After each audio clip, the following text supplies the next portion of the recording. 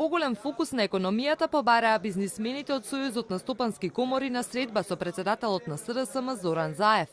Велат дека политиката мора да обезбеди правна сигурност, ефикасна јавна администрација, сузбивање на сивата економија како и можност за природно зголемување на платите со цел поповолна бизнис клима. Председателката Даниела Арсовска вели дека сепак поради изборите немаат големи економски очекувања годинава.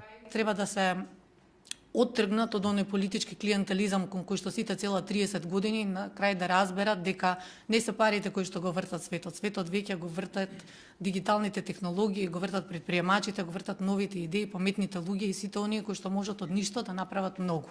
Тоа треба да им биде фокусот и треба да се фокусираат на сите оние кои што можат да допринесат квалитетно да се живее и работи во Македонија. Заев, кој со својот економски и финансиски тим ги слушна барањата на ССК, вети дека во новата изборна програма на СДСМ ќе доминира економијата.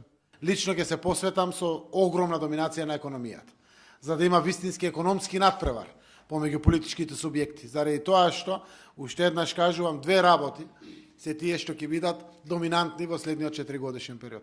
Економија и трансформација севкупна на нашето општество. Но и таа трансформација севкупна е заради економија на крајот на денот.